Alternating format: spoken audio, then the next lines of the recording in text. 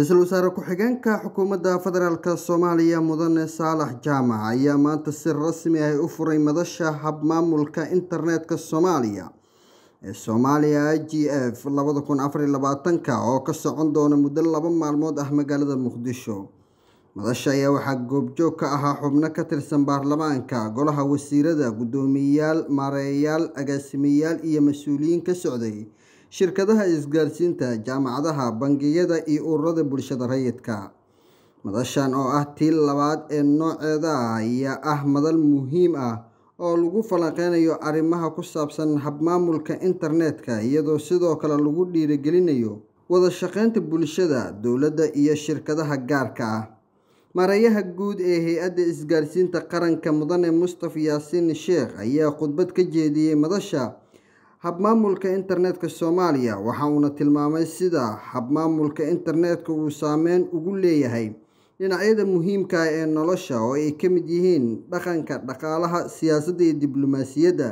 madashan oo ah madasha hab-maamulka internetka Soomaaliya waa madal ay loogu talagalay in wada-tashi lagu sameeyo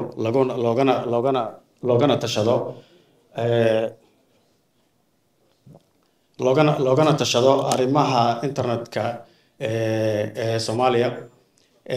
waa madal ay ku mideysan yihiin oo loogu talagalay inay ka qayb galaan dhammaan stakeholderska kala duwan ka shaqeeya arrimaha internetka. dowladda federaalka Soomaaliya oo ah stakeholderka ugu weyn oo internetka dalka oo ka sameysa policieska iyo shuruucda loogu talagalay. stakeholderska kale ee ka shaqeeya arrimaha internetka waa private sectorka oo iyagana oo ka qayb qaata teknolojiyadda iyo infrastructureka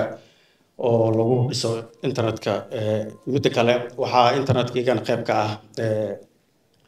internetka waxaa qayb ka ah civil society-ga oo ah dadka isticmaala internetka oo iyagana la rabo inay cod ay ku yeeshaan habka loo maamulayo internetka. saan hore u sheegay internetka ma aha wax hal qof uu maamulo, waa wax u baahan in si wadajir ah loo maamulo oo shuruucdiisa iyo policieska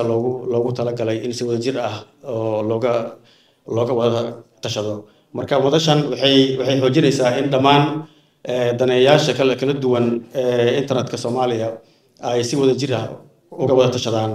arrimaha khuseeya. wasiirka wasaaradda isgaarsiinta iyo tiknoolajiyadda Xildhibaan Maxamed Aadan Macalin Cali Maxamed Soomaali oo ka hadlay madasha ayaa ku bogaadiyay abaabulayaasha madasha dadaalkooda, isagoo sharaxay sida madashu ay muhiim ugu tahay horumarinta maamulka internetka iyo sidii Soomaaliya ee door muuqda uga ciyaari lahayd heer caalami. Internet Governance Forum-ka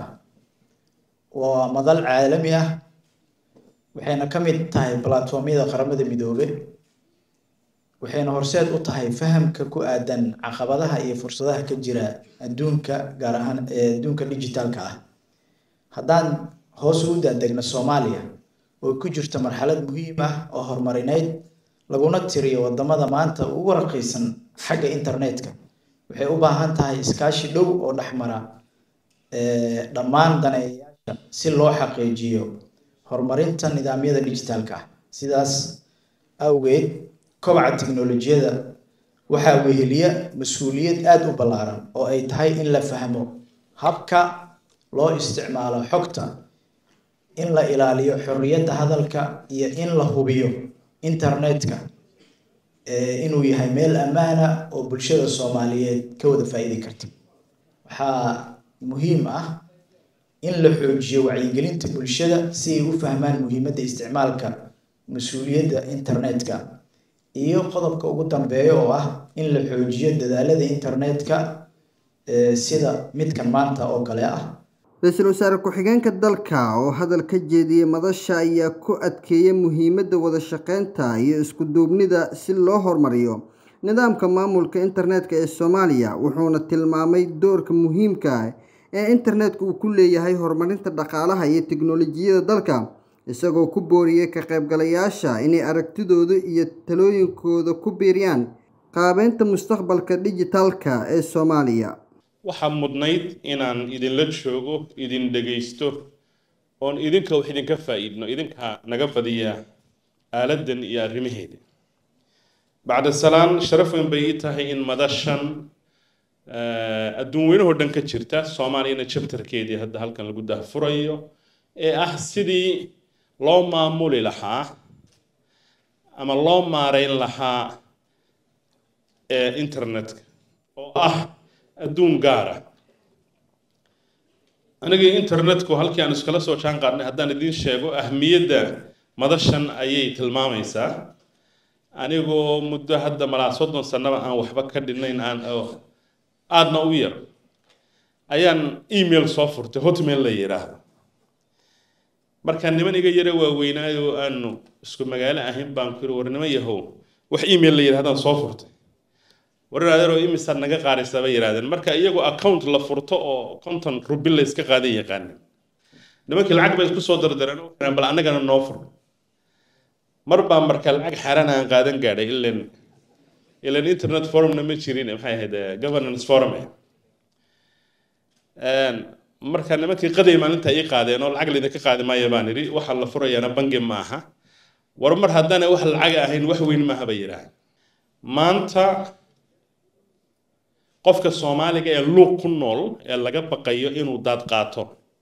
aaladda inoo suurto gelinaysa inaynu ogaano waa internetka